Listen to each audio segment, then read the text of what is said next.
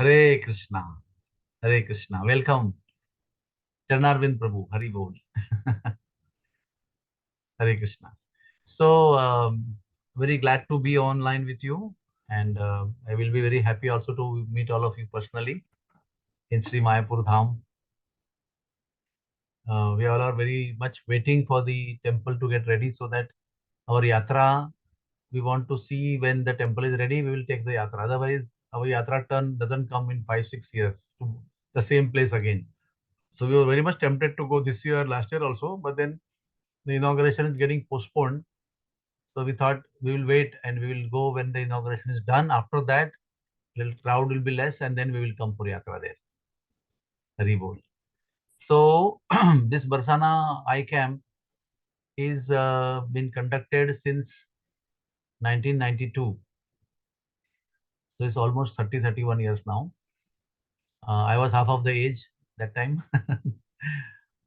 So long journey in Barsana. And in the early days when it began, um, I started organizing it right from 1992, and then every single thing, room allocations, medical arrangements, outpatient departments, surgical arrangements, organizing surgeons, setting protocols, giving lectures at the same time, giving yatras, doing yajna, performing kirtan, all kinds of things, all things in on the earth of Barsana, everything that is possible I was doing. But then gradually, as the volume increased, we got more people. So and then Sachiprana Prabhu came. But this story goes before that. Before I got a able coordinator, expert in public health, that is Sachiprana Prabhu. Before that, this is the story. That means I was managing also and giving lectures also and doing everything spiritual also. So in one camp, now the electricity supply in Barsana is almost 22 hours a day. But in the olden days, it used to be 4 hours a day. That means most of the day there won't be electricity. There won't be electricity, no fan. So if you have to run the medical camp, surgical camp, then you have to run it 24 by 7 on generator. Nothing will work. Everything will be dark. So we used to hire a generator of a good capacity and then run it all the while till the time we need it for the surgical operations. And then what happened? All the delicate equipment, so they're all supported by, that stabilizers. Everything was stabilized by stabilizers, and the generator will give constant power of certain fixed voltage. And suddenly it rained. By the way, in February, in January, it always rains in Barsana. It's not rainy season, but somehow, you all know that those who have lived in America, England, in winter it always rains. And when it rains, the cold becomes more intensely cold. It is like killing cold. It becomes. Plus, in Western world, there's a heating arrangement, so you don't feel so much inside the house. But in country like India, UP, Bihar, when light goes and when there is rains in the winter, it is horribly it becomes cold. So it rained and it became freezing cold. And there is something called as chilla. Chilla means in those days in Brajbhumi, in Bihar, Uttar Pradesh, no sun comes for say 15 days or 20 days. It used to be 40 days when I went to Vrindavan in 86.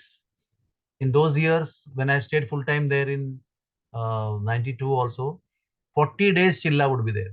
No sun, fog till 12 o'clock in the afternoon, and gloomy situation for 40 days. Then it became 30 days. Now it is 15 days. So it was in between that. And it rained also. So it became more cold and more foggy. And suddenly the main coil, which is the heart of the generator, conked off. It got fused. We called it in India as short circuit. It got short circuited and then the generator stopped. As soon as the generator stopped, every activity just became standstill. There's no equipment, no examination equipment, eye examination, A scan, B scan, whatever you call, refractometer, everything stopped. And surgically, the microscopes all stopped. So all OPDs, examinations stopped, all surgeries stopped. They were all lined up every day, 100 operations. They all were getting piled up. So it was like a big mess in the middle of the eye camp. So I was uh, in the meetings all the while, and suddenly the time came for give lecture because everybody is just free now. What to do? So in the middle of that tense meeting, suddenly I was reminded, Prabhuji, lecture hai. So immediately I washed up, put tilak, and I ran for lecture. I gave lecture. Again, I went back to the meeting. What to do? I had some good friends and counsellors in Delhi. So the coil was not available anywhere in Mathura, Vrindavan. You have to go to Chandni Chowk in Delhi. And by the time we concluded that, all market closed in Chandni Chowk. So my counseling friends, the devotees, they used their influence, got the shop opened, but they were not able to get what we want. They were still struggling. They were able to get the shops opened and talk to the owners, but whatever we wanted was not available. And this way, in the middle of darkness, in the middle of heavy cold, it became 2 o'clock in the morning. Till the problem was not getting resolved. At the time, in the midnight, in the middle of the meeting, not at 2 o'clock, but something like 11:30 or something, I get a phone call from Vrindavan ISKCON temple that Prabhu, there are 50 devotees from China. They have come to India, and for them, this is the only time they can come to India once in lifetime.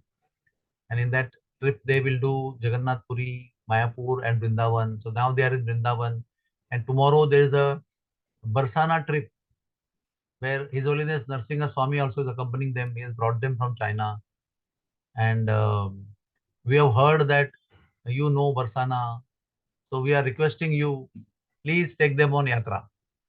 Tomorrow they will like to come, and we would like to have your full day to take them around. What would you expect? Anybody can tell me what would you accept my answer? Anybody can volunteer. Prabhuji, you will say yes. No, No? you cannot imagine. See, so I'm not sitting now nice in my house. Everything is so nice. I've taken prasadam. I've rested for a while also. So I will immediately say yes. But imagine the situation. My whole camp is stranded. Everybody is putting in their hands on hand and sitting. Prabhuji, what to do? OT is stopped. OPDs are stopped. People are getting piled on outside. Patients are getting piled on. And I am already stressed out with whole day's meeting. I have already given lecture in the evening. Problems not getting solved. The first answer I told, impossible. I cannot give yatra tomorrow because my whole service is getting stuck here. I cannot be out of my whole, 300 people. I just leave them alone, high and dry, and I say, I'm bye, going on yatra to tell katha, and it's also middle of the cold. It was very, very cold, believe me. So I told them, Prabhuji, I'm very sorry. I am unable to do any service to you at this moment because my whole service is stuck. And somehow at 2 o'clock we had to close the meeting and say we'll see tomorrow. And then 2 o'clock I went to sleep. And somehow I woke up at 4:30. At 4:30, because I got little bit rest, not full rest, but at least some rest. My mind was little bit, peaceful. And I woke up and the first thing that came into my mind, Chinese devotees. Any of you have seen Chinese devotees in Mayapur? You can raise your hand. Yes. So I must give you a background that will definitely inspire you. China is like old Russia. How KGB used to, really, really be after those any doubtfully spiritual, doubtfully religious, not only Hindu, anything, doubtfully religious of any kind. They would just chase them, and keep on spying on them, harass them, put them in concentration camps, deprogram them, give them drugs. And that's how so many devotees died in the battle of Russia preaching. So many devotees gave up their life because they were boldly distributing books, smuggling books in Russia, Iron Curtain, KGB, and and then finally Russia got divided and it got opened for spiritual activities. But China is still like that even today. In China, you cannot have any satsang. You cannot wear any religious symbols like tilak, kantimala, dhoti, kurta, and bead bag. Whatever you name it as a spiritual symbol, you cannot have that. You will be prosecuted very heavily. You may be jailed. You may be punished. You may be concentrated camp entry. All things are possible. But still, His Holiness Tamal Krishna Goswami Maharaj, earlier, the first one, he was like, in one of the lecture of Prabhupada, Prabhupada said, anybody will go to China, I will be very happy. In fact, he said, I will touch his feet. That means those who will go and preach in Pakistan and those who will go and preach in China and the countries controlled by China, I will take the dust of their feet. So His Holiness Tamal Krishna Maharaj got very inspired, not for getting the feet touched, but he understood that Prabhupada has intense desire to even save those people who are in that country, unfortunately, unable to get any Krishna consciousness or any religious activities. So Tamal Krishna Maharaj, can you imagine?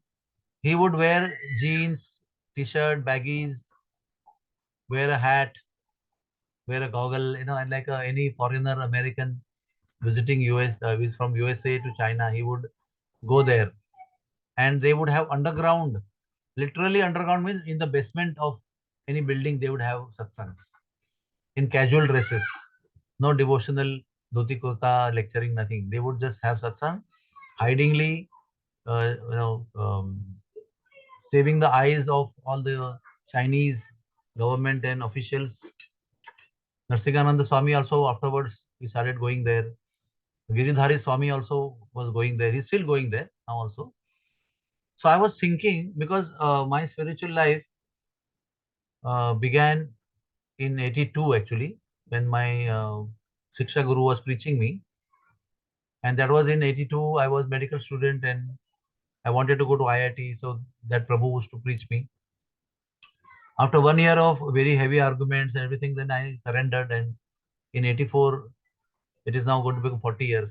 On 4th of February, I went to temple, ISKCON temple, Juhu. And I stayed overnight, Saturday. And then I went for Mangalarti on 4th February. And then my whole life changed because of Mangalarti. After the Mangalarti, I was there in temple for some time and I was taken into a big van. That van was donated by His Grace Srinathji Prabhu to ISKCON Juhu. That van was like a moving apartment. It had a big hall, drawing room. It has television. It had a nice what do you call furniture which kept television and video, VCR. In those days we had VCR, video. I don't know recording machine. VCP player and VCR is recorder.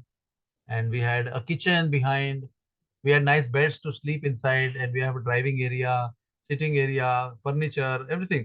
It was a big van, big bus, I would say, huge bus.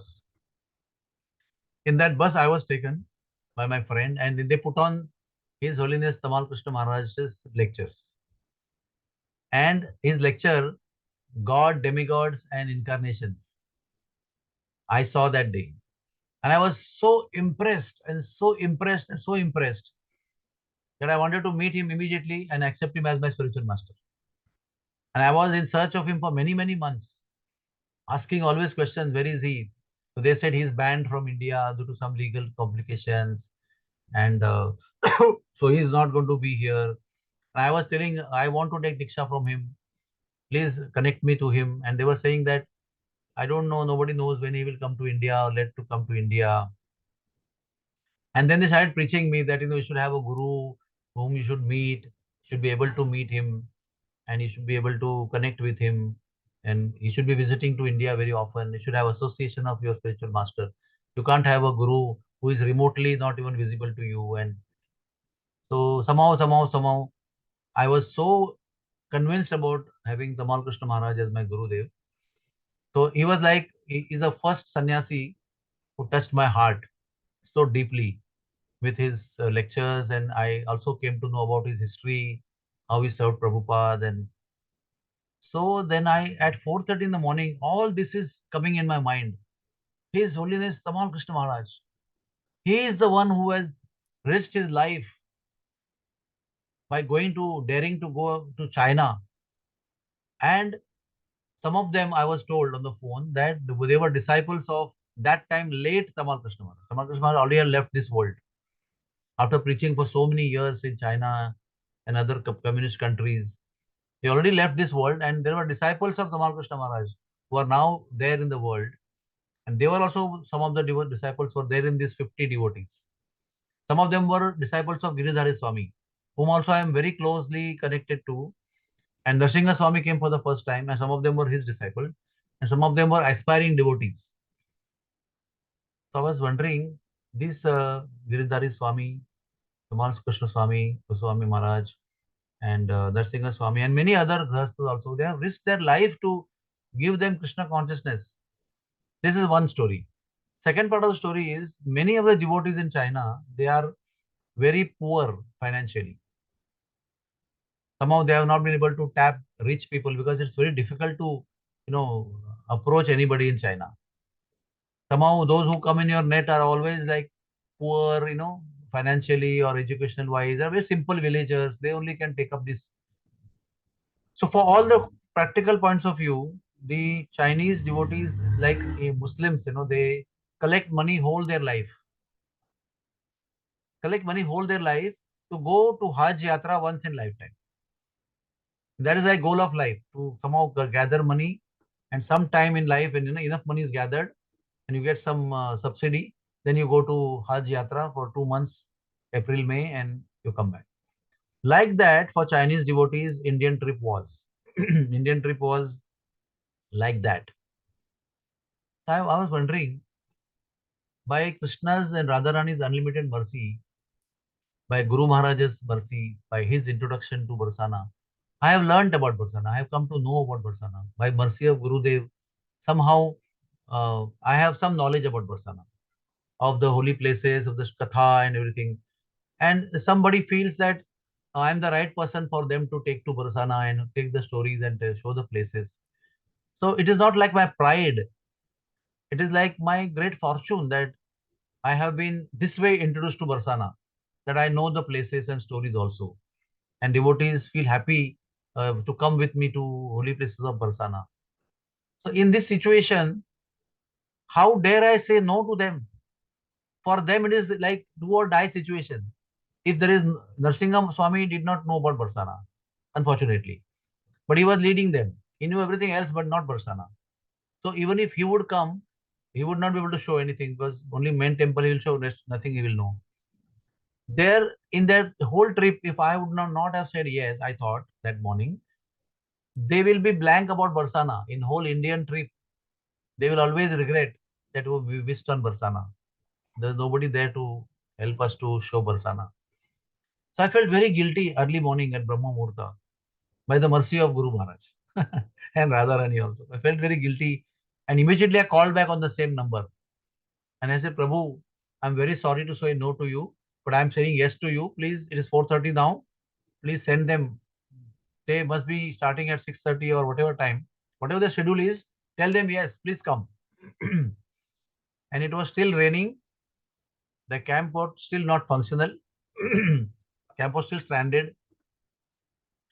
And then somehow I told my other managing people that Prabhuji, this is a situation. I have to treat these devotees with great love and affection. And I would go and you please manage. And I have already guided you how to get the coil. And please see that the whole process is successful and the camp starts.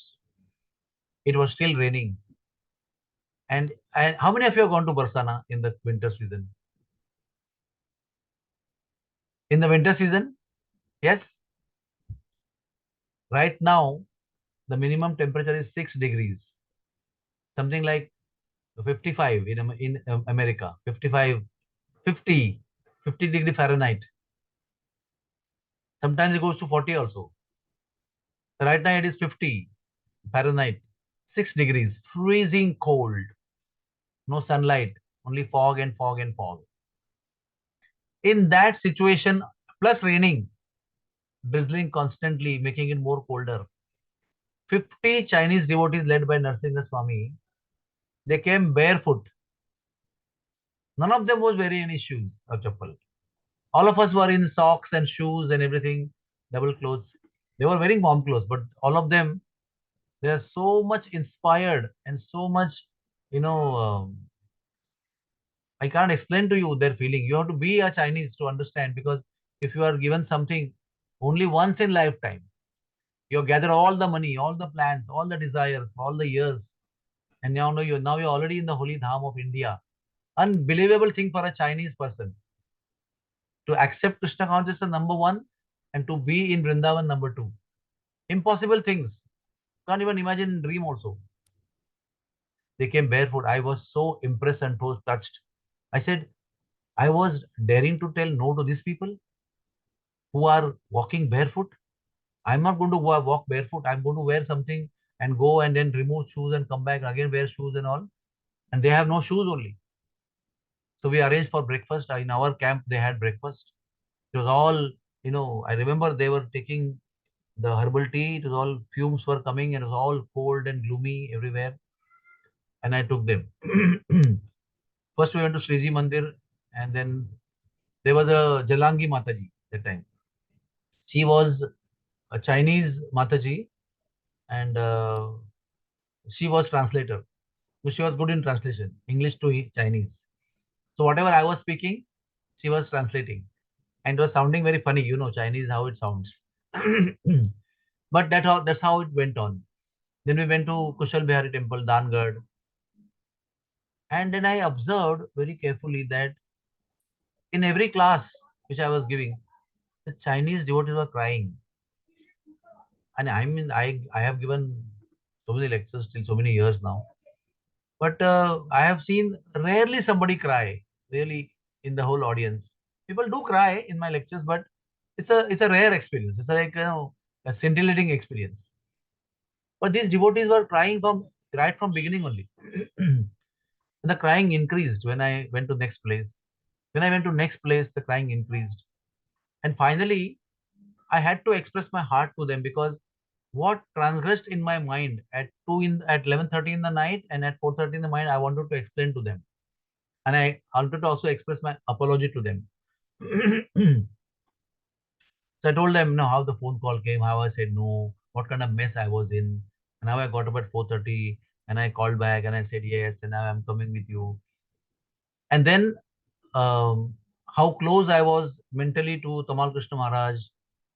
And I asked how many are disciples of Tamal Krishna. Many of them have raised their hands, and they were like quite elderly people. They looked like senior devotees. Huh? In China, there's nothing like senior devotees. Everybody somehow trying to be devotee and trying to maintain being devotee. There's nothing like counselors and grahastas and sannyasis and brahmacharis. All these are luxury of Indians. Chinese people don't have any luxury of that kind.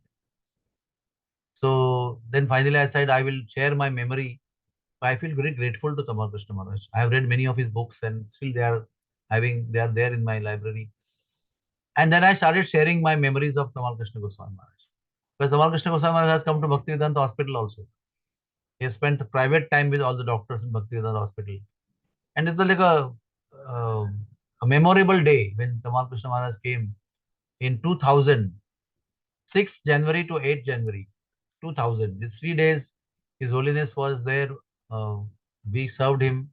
He had brought His Holiness Giridhari Swami with him.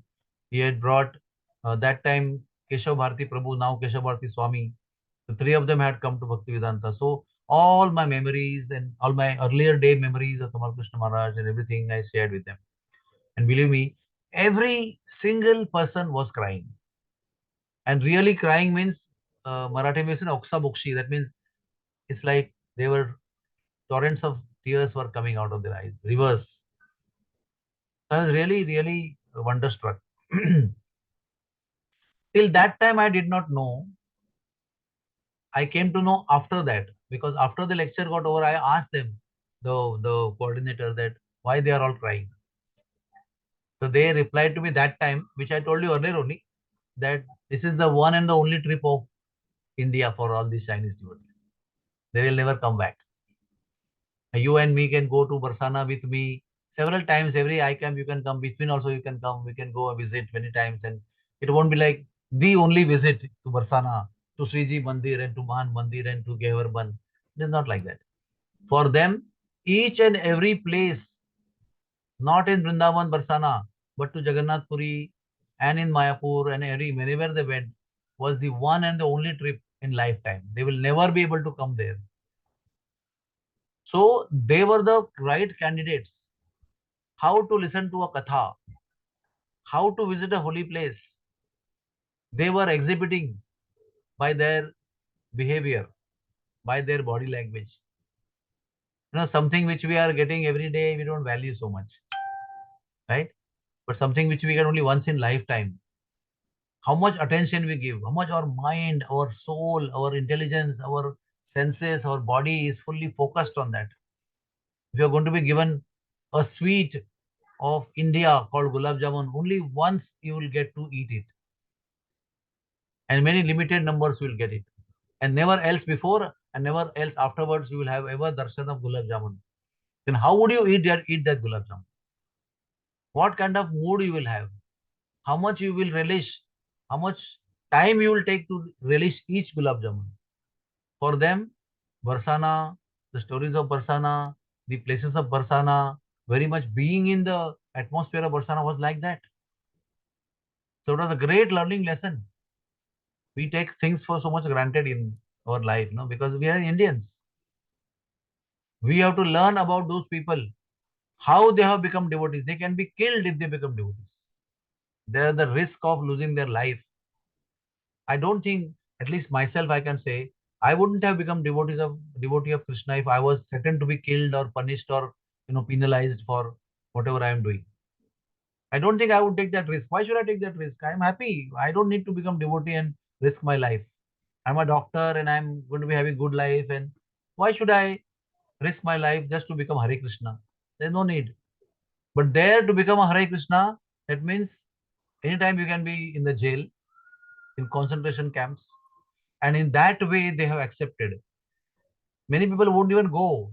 I was in Saudi Arabia and I was preaching. Many Indians in Saudi Arabia would not even dare to come to my lectures there. Hidden lectures, like incognito, underground. They would say, ki, I will go to India on exit, then I will see about it.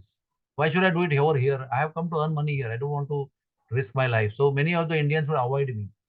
Only few Indians who had little daring, they would come. So there were many, very few numbers. So you can imagine only few numbers would have risked their life to become devotee of Krishna in China. And only few of them would have got inspired to go to India. Many of them are there, they can't even come to India, or they may not be enough inspired to collect money and go to India to visit holy places. So these may be Manushyanam Sahasreshu, Kaschit Yatadi Siddhaye. These Chinese devotees who had come to Barsana, they may be one of the 1,000 people, one of the thousands who must have reached there, out of many who have just become budding devotees or good devotees or whatever. So after the lecture, I was told that this is the only trip of India they will have. I was almost in tears. I felt I was saying no to these people. I've learned so much from them. How to visit a holy place, how to take darshan. That's the only darshan they will have whole life.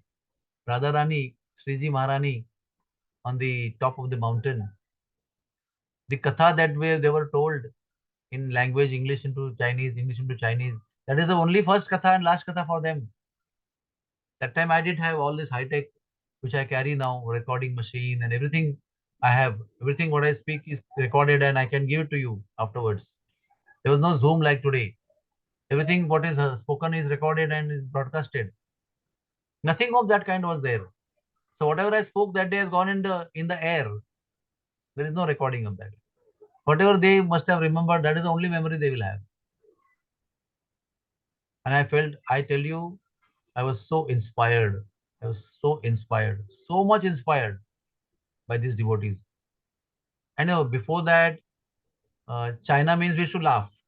They have typical nose and they have typical face and they speak such a funny language and something like enemies of India also. So China had no respect in our mind. But even such people, they became devotees of Krishna. How rare and how wonderful it is. Why I am telling all these things to you? Because they are in large numbers now in Mayapur and Vrindavan also. You will see them very often. It is not a rare scene to see Chinese devotees. They are now coming up in more and more and more number. They take risk of their lives and they still come and they become devotees. And that is, you will be surprised to know these Chinese devotees wear dhoti kurta or sari only in India. They come here and purchase dhoti kurta. There is no dhoti kurta there. They come to India and first they purchase dhoti kurta, and somehow people help them to wear them because they don't know. Some of them are having one dhoti ka side on long, one dhoti ka side up of the knee, and ladies are wearing sari for the first time. You know how funny they are looking because they don't know how to wear sari very beautifully and artistically.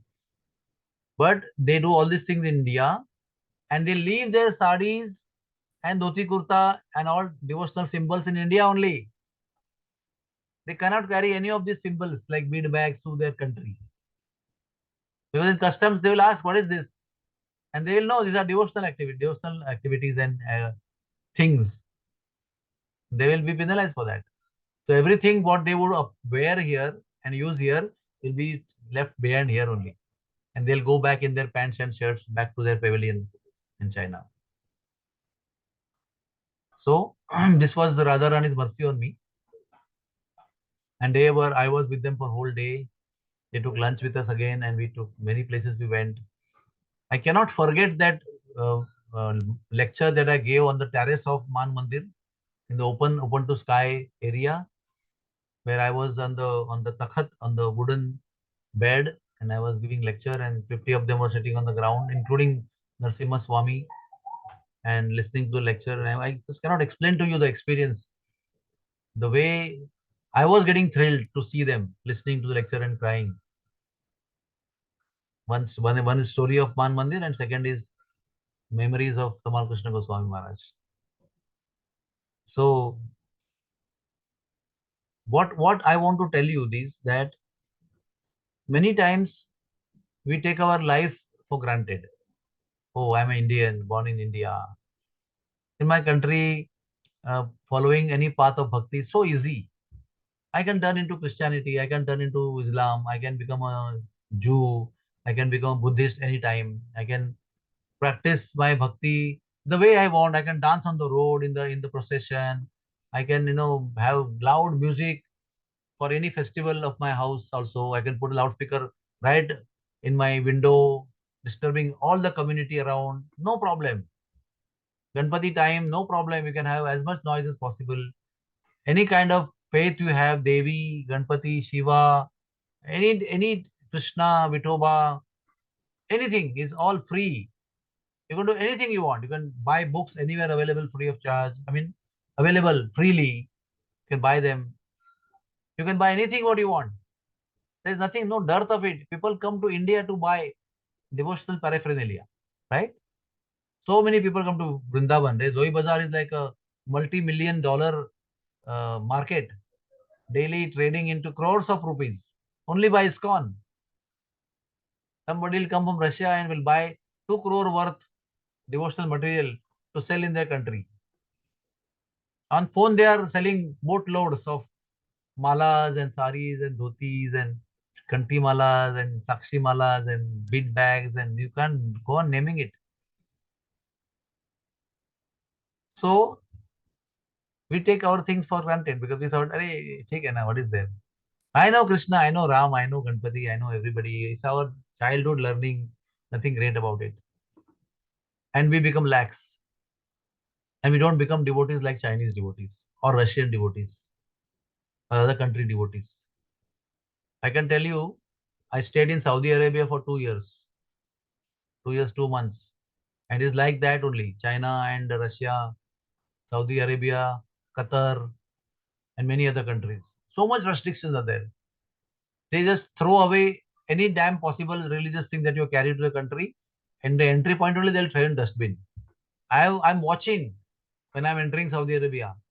By mistake, by ignorance, people are carrying God's photos and God's books and God's cassette. They are just emptying the bag straight in dustbin. And your unreligious things also are getting in dustbin because of anger of the custom officer. And you are like a beggar there. You cannot imagine how difficult, how rare is our birth. Our scriptures are telling also, our birth as Indian is very, very fortunate. After performing service, punya karmas, by chance service to a saintly personality for many lifetimes when we do, then we are given birth in India. Because when you take birth in India, in every follicle, बोलते हैं ना हिंदी में, रोम रोम में यहाँ पर devotion possible है. Every single thing is. I never read Ramayana Mahabharata in childhood, but I know Ramayana Mahabharata right from childhood only because so many dramas, so many stage performances, Ram Leela during Ram No Janmashtami, Dashara time, 9 days stories and 9 days dramas, 5 hours dramas every evening for 9 days. Ram Navami time also same thing. Then Mahabharata on Girgaon Chowpatty. You cannot imagine Indian culture is so rich. Devotion is so natural here because this land, every state of India, there are hundreds of saints in each language, in Punjabi language, in Haryana language, in Braj language, in Karnataki language, in Tamil language, in Malayalam language, in Maharashtra. Every state there are hundreds of saints teaching us bhakti in their own way, in their own era also. And all gods, all incarnations have taken birth here. They have not taken birth anywhere in America. There is no place in America or Western world or Eastern world or Middle East where Lord has incarnated. Nobody is invited. All the incarnations have come to India only. All their feet have touched Indian land. All saintly people have traversed throughout the Indian land. This land is so pure, vibrating with devotional, uh, what do you call, devotional sentiments, emotions, vibrations, resonating all spirituality everywhere. It's so easy over here. But when I see these foreigners, especially Chinese, Russians, I really adore them because it is not easy for them to become devotee of Lord. Not easy. And now because of devotees who have risked their life to preach them, there are devotees in Arab countries also, born as Arabs. There are initiated devotees. Please know this. 20 years back when we had Pune Yatra, we had one Arabic lady in our Pune Yatra of Radhanath Swami and many other Swamis would come that time. That lady was the princess of the kingdom of Kuwait, disciple of His Holiness Giriraj Swami Maharaj. Can you imagine this? Proper, not Pakistani Muslim or Indian Muslim. They are like third grade Muslims from the other Muslims' point of view. They don't even care. They are Wallahi Hindi. Wallahi Hindi. Hada Wallahi Hindi. Matlab, there is no value for Pakistani and Indian Muslims or Eastern country Muslims. The real Muslims they think are in Gulf country, where Mecca, Medina, Saudi, Qatar, these countries are giving birth to proper Arabics. Now they are also becoming devotees and there are devotees. In every Gulf country, you name Yemen, you name Slovenia, you name Syria, you name Iraq, Iran, Saudi Arabia, Bahrain, Qatar, Dubai, Abu Dhabi, Sharjah, Ras Al Khaimah, you name any country in Gulf. There are everywhere there are devotees. Now, not Indians, local native Gulf people who are Arabic by nature. Why? Because some of the devotees in ISKCON have taken risk to preach in disguise, risk their own life. Why Prabhupada would say, if somebody will go to China, Pakistan, I will touch their feet. But it's not easy. Brahmananda Swami and Garga Muni Prabhu Swami that time also and two three devotees, they also had gone to Pakistan in 1971. Sorry, not 71. After ISKCON, yeah, 71, correct. When ISKCON was just formed in 65 and 71, these were already sannyasis. Then Prabhupada said, whoever go to Pakistan, I will touch their feet. So again, they were inspired that Prabhupada wants us to preach in Pakistan. So they just left to Pakistan, and immediately war started, and they were caught up in the war zone. And sometimes they would be able to communicate because in those days no telephones like WhatsApp call and trunk. You would have to register a book, a trunk call, and you have to send a telegram. I don't know how many of you know telegram. In our childhood, telegram was a very big thing. A urgent message would come as telegram. In only few lines, each word would be costing some money. So you have to ration your word also. So they would not be reaching any telegrams. There was no phone call, no message. And sometimes the phone would come. And sometimes the telegram would come that we are in the middle of war zone. And Prabhupada was so much concerned. Prabhupada said, please come back immediately. You can preach later, not now in the war zone. And somehow that it took time for them to reach the message also. After reaching the message, they left. Somehow they saved their life and came back. Prabhupada, when they came back, Prabhupada embraced each person for few minutes, continuously embracing, with tears in eyes, like a child comes back to father, lost child, is somehow lost, but comes back and meets the father. Like that, Prabhupada embraced each and everybody. If for my word and for the sake of Chaitanya Mahaprabhu, you are ready to risk your life, you could have been dead today. And there are devotees who died actually. In Libya or Latvia, our Ladini Mataji was shot dead by the military people. So they wanted to shoot all the devotees. So she said, as long as I live, you cannot shoot anybody. She's a lady, huh, by the way. She's an American lady. As long as I'm alive, you cannot kill anybody.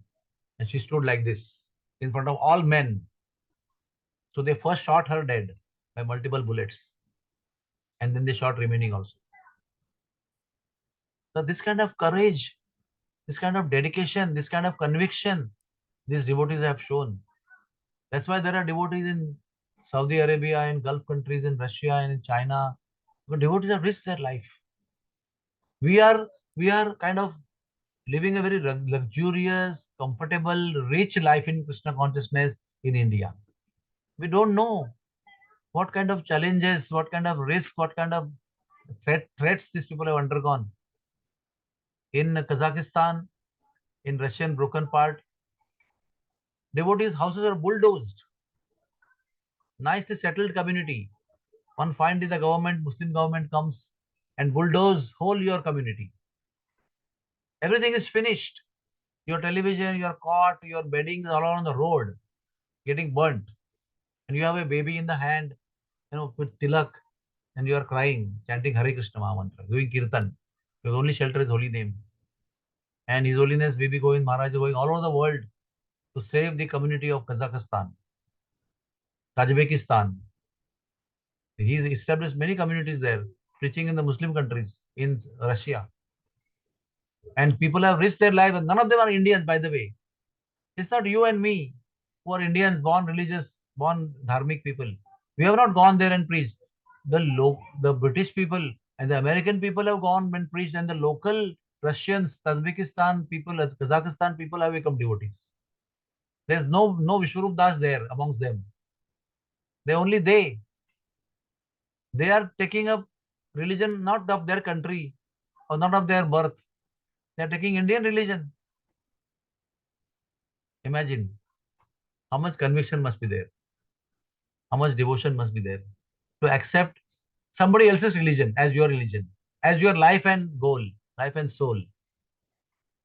We are becoming devotees.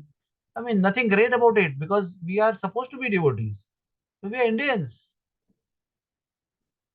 But these people taking up Krishna consciousness when they are born Christians, born Muslims, born Buddhists, born communists, they have taken up their whole thing of Krishna consciousness as their life and soul. Not just by the way, I'm 10% God conscious. Sometimes in the leisurely time, I just think about Hare Krishna. It's not like that. They become full-fledged, full-time devotees staying in the community of ISKCON community of Kazakhstan. And so many people were tortured in Russia. We have done drama also, salted bread, where say go and take somebody, two names for there, how they were killed, and many of them were killed, and they were deprogrammed. They forgot everything in life. They were given injections of so many drugs, and they died there only. Nobody knew afterwards where they were. One person came back and narrated the whole story. That's how the book came, Salted Bread. His only Bhakti Vigyan Maharaj has taken so much risk. Achyut Priya Prabhu, so much risk they have taken. They are not Indians. So, my dear devotee friends, we all are Indians, and amongst all that, we have taken up to Prabhupada's movement. And beyond that, you all have taken shelter of the topmost dham, Audarya Dham, Chaitanya Mahaprabhu's Dham, Navadvip Dham. How fortunate we are. We don't understand. We don't realize it because every day we are there in Mayapur. Every day we see Ganga. Every day we can go to Yoga Peeth. Every day we see Radha Madhav. Every day we see Panchatattva. We are seeing the gorgeous, you know, temple coming up, predicted by Nityananda Prabhu, seen by Thakur Bhakti Vinod from Godruma. It's coming up in front of our eyes. How fortunate we are in our lifetime that Adbhut Mandir is manifesting. 36 deities will be there on the altar. We are witnessing that in our lifetime. It is happening. In our lifetime, Ram Mandir has been established. How fortunate we are. If you and me were there during Chaitanya Mahaprabhu's time, we would have said, yes, yes, I was there. Somehow I could not go back to Godhead, so I'm still living here. But I was there when Mahaprabhu Chaitanya came in Navadvip. I have seen Sachi Mata, I have seen Jagannath Mishra, I have seen Nityananda Prabhu. How would you feel? Same way you will feel now that I was there. Your children will say, my father was there when Ram Mandir was established. My father was there, my mother was there when Adbhut Mandir in Mayapur manifested. We all have witnessed. I was a small baby. My father took me to the inauguration. All this will be history. Please understand. The only thing I'm telling you is we need to take it up, all those so-called easy things for us very seriously. When things are easy, the natural tendency is not to take it seriously. When things are difficult and when you want it, then you value it. When things are not given to you liberally, then you really start valuing it. So we may have difficulties in life. Everybody has difficulties. Everybody has unique difficulties. The difficulties that you have are always unique to you and big to you. For me, it may be small or big, but everybody has difficulties. Chinese have difficulties, much more than all of us. Spiritually speaking, we accept. We also have difficulties. But because it is easily available, we take it for granted and sometimes focus on difficulties more than Krishna consciousness. But what we have received is the highest gift that anybody can ever receive. You could have become a Shaivite. You could have become a Mayavadi. You could have become a Karmakandi. You could have become a Gyani. There are so many paths in India. You could have taken any of them. And still you could have been called as a spiritualist. There are hundreds of paths in India, spiritual paths. But you and me have accepted the highest path of all. Not because we have taken this highest. It is highest. Somehow we have taken part into it. It is all the highest of philosophy, highest of mercy, highest of achievement, highest of goal, highest of prapti is there in what we are doing. Just by taking shelter of Sri Chaitanya Mahaprabhu, we will be taken back home, back to Godhead by His power, not by our power, because I have taken. By His power, although we are not qualified because we have taken up seriously, we will be taken back home, back to Godhead by Lord Chaitanya Mahaprabhu in this very lifetime. We have to meditate on this every single day. Thank God for letting us become devotees, for letting us stay in Mayapur, letting us visit the deities every day, and live in the kingdom of bhakti. What is the kingdom of bhakti? Where stalwart devotees, Mahatmas, regularly keep coming there and give us association. There are the holiest rivers are flowing there. The holiest of topmost pastimes have taken place there. Unlimited, loving, spiritual, divine pastimes have taken place there. There is a kingdom of spiritual world. Like Vrindavan Dham. Same way, same thing. So let us all take looking at, because you people are staying in Mayapur, some are staying in Vrindavan, they get to see all country people because everybody comes to Vrindavan and Mayapur. So we'll get to see Chinese, Russian, Japanese, sometimes Gulf devotees, sometimes Europeans, sometimes Americans, sometimes South Americans, sometimes everybody will be there. They will visit in their lifetime, sometimes in Mayapur or Vrindavan. So you will know so many varieties of people have taken so much of risk to become a devotee of Chaitanya Mahaprabhu. And you will come to know how fortunate we are. When we see their struggle, we come to know how fortunate we are. We don't have any struggle as far as Krishna consciousness is concerned.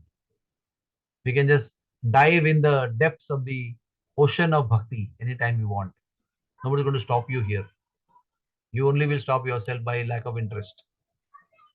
But nobody's going to stop you here in India. It's freely available. There is no country like India in my whole journey, whatever little more I have done. The freedom, the ease, that kind of atmosphere is nowhere in any so-called open country also. There are so many restrictions everywhere, even though there is Europe or America, it's not so restricted, but still there are restrictions. You can't do everything like what you do in India. What you can do in India, you cannot do in anywhere in the world. Hare Krishna.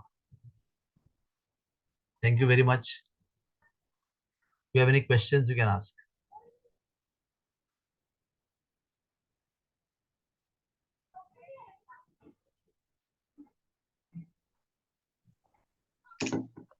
Yes, Hare Krishna. yes. Uh, Hare Krishna, Prabhuji. Prabhuji, you recently visited Vrindavan Dham with Maharaj, and then You are opening this, another big chapter. but one or two, Prabhu, like really want to listen Hare Krishna. last time because I know. You have to have another session for that, Mataji. Definitely. Because, it's like I am entering into another room. Now I am in a different room. If I enter another that different room, that means there is so many things in the room. In nutshell, in nutshell, being with Radhanath Swami in the dham like Vrindavan, which is very dear to him, it's like every hour you don't know what is going to happen next hour. Everything is spontaneous. Like Vrindavan dham is spontaneous. Raganuga bhakti, bhav bhakti, prem bhakti. Whatever heart tells, heart inspires, that happens. So when Radhanath Swami Maharaj in Vrindavan is in that mood, he doesn't want to be regulated with schedules, timelines. He just want to be free. He doesn't want to have any schedule. You ask him, Maharaj, so tomorrow are we going to Barsana? He says, I don't know. And not that he's angry with you or something. He really doesn't know. He will sleep in the night and he'll feel in the morning, let's go to Barsana. Everybody has to be packing up and immediately room booking. There is no plan. While we are on the road, we are booking rooms in Barsana.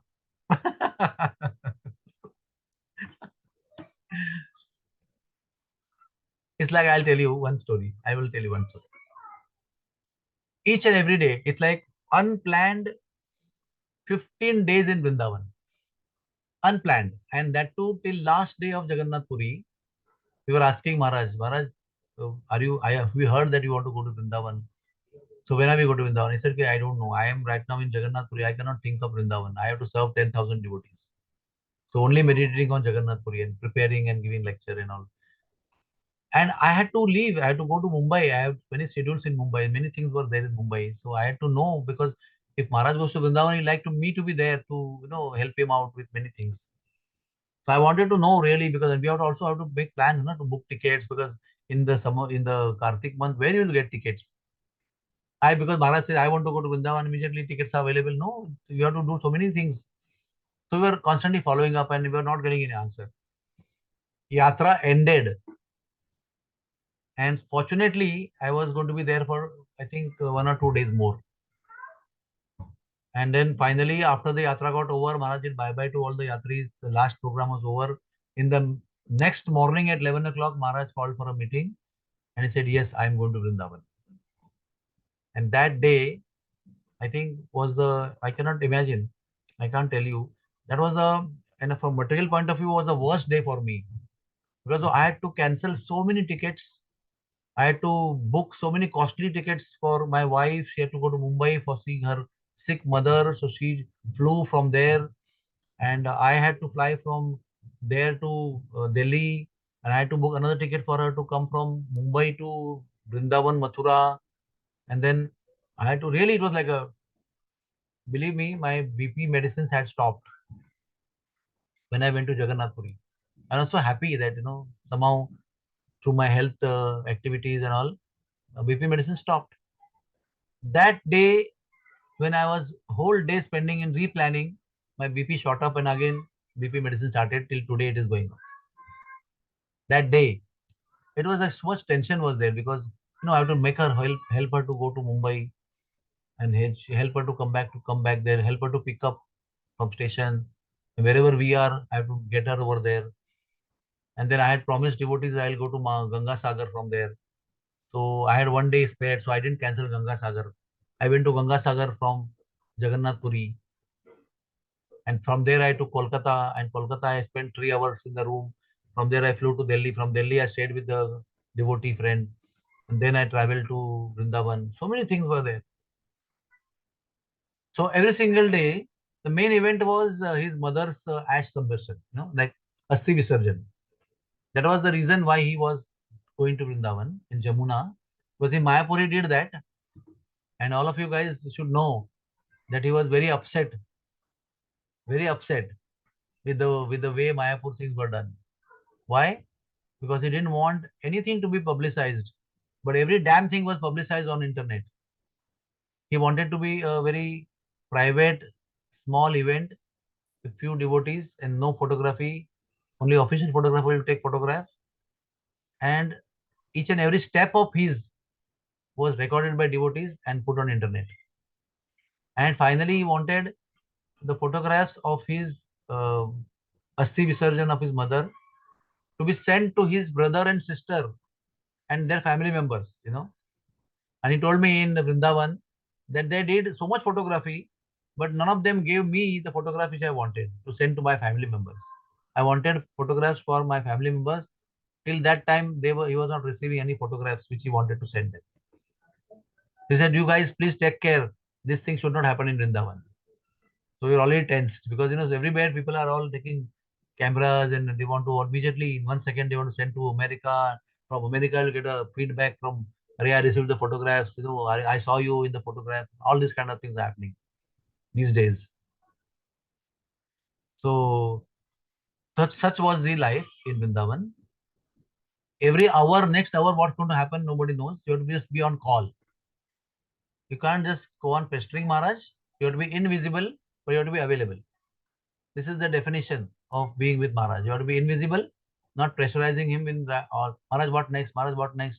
Maharaj, what do you will eat? Maharaj, where will go? No. He will tell you, I will like to go here, please arrange.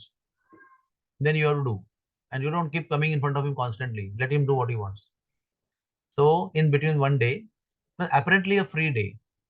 There's nothing scheduled. And I was like taking bath early morning, cold. It was very cold. I was taking bath. You can imagine I was already having soap on my body in the washroom. And my phone rings. Radhanath Swami. My wife got completely excited. She's knocking the door like, somebody has fallen unconscious. I said, what happened? Radhanath Swami on the line. And you can imagine, such a cold season. I was already having soap on my body, but she said, attend to this call. And Maharaj is telling me, Vishwarup, I want to go with you alone in Vrindavan and wander in the forest of Vrindavan. Wherever mind takes us, we will go. And I don't want anybody to know. I don't want Gaurang Prabhu to know. I don't want Rajchandra Prabhu to know. I don't want anybody who has come with me to know.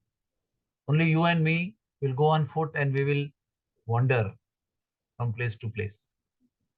And from 6 o'clock to 7 o'clock, 5 times he called me on WhatsApp call, narrating to me how we will go, where we will go, whom we should inform I'm coming, and arrange for me to come there. And here I'll take prasad, there I'll take darshan, then I will wander. So in that 1 hour, I was like, I don't know. So tense I was, so many things were told. I don't want to take the car which arranged by the team, Gaurang Prabhu and company. You arrange a car for me. We will vanish in Vrindavan.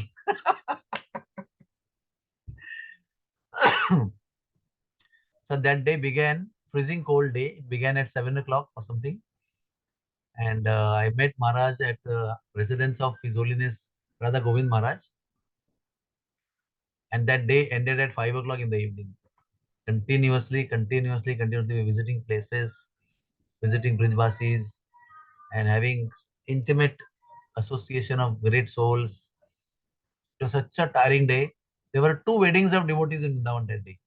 And me and my wife and Madhvanand Prabhu had promised all the people that yes, we are in Vrindavan. But fortunately, we are here. We have nothing, no schedule. Tomorrow we will be there in the wedding. And we totally forgot. We were so absorbed at till 5:30 when we came back to the house. We did not even remember. And suddenly we remembered, hey, there was wedding in the morning.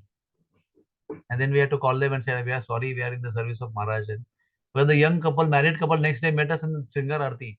They said, Prabhuji, we didn't see you. I said, what to do? Hey, please give us blessing now. So this small thing I told you, it is not easy to be next to a big fire. Like Holi in India, people India have experience of Holi, right? It's a big fire. Not like campfire in Western world. Holi is a big fire. The big pit and big woods are there. So there's a technique that how close you should be and how much far, how much close. You should know where you should be to take the full benefit of holy fire. So like that, to be with a pure devotee with such close proximity is not easy. You may all feel, oh, how lucky you are, how fortunate you are, but how tense we are, you will cannot imagine.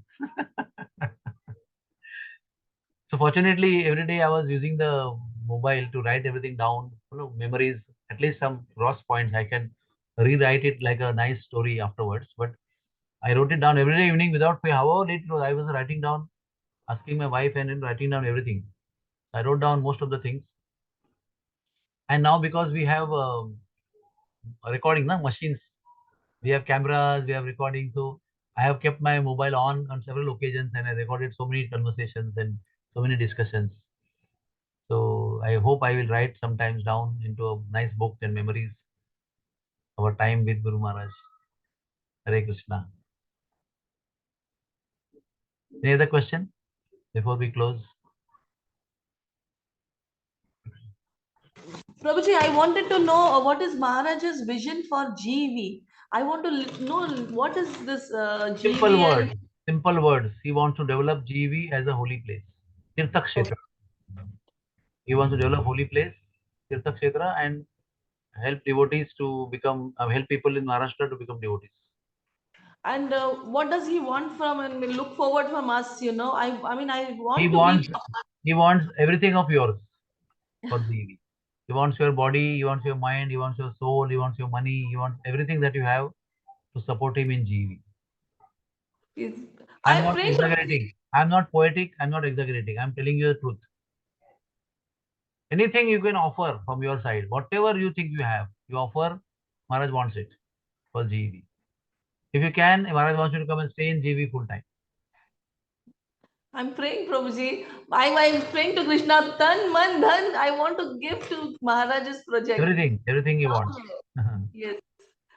So yeah, thank you, Prabhuji, for that. Anyway, I am very straightforward. I'm not poetic and diplomatic. I'm always straight to your answer. No, Prabhuji. I mean, I'm grateful, yeah, because we want to know what Maharaj is looking forward for. I mean, what Maharaj we has could. great vision and amazing vision he has got. And to establish a deity, to do pratisthapana of a deity in temple, Gopinath or Kasihari is a one story, like it's one activity. To establish pratisthapana of dham, of a river, of a mountain, of Nandagaon, of Barsana, Kamyavan, Mathura, Rawal, Keshighat is not joke.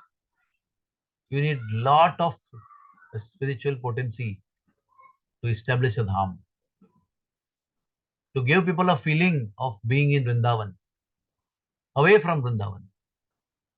You require a lot of potency for that. Establishing a temple is a small part of it, I would say. To call Krishna in one deity and give association of Krishna to many people. But to create a dham in a wilderness, it is something else. And because I have been in Vrindavan for so many years, I know how it feels in Vrindavan, what kind of vibrations or feelings you get. But when I go to GEV, I get the same feeling. For me, when I go to GEV, I'm not away from Vrindavan. I'm right there. I feel no difference in Barsana, Nandagaon. When I take yatras in GEV, I'm in the same mood as I'm in Vrindavan, actual Mathura Vrindavan. So thank you very much. There are no questions, and I'll restart my packing to go to Vrindavan, Barsana. Devotees, if you don't have any question, then we'll thank Prabhuji for his valuable time and all the wonderful pastime.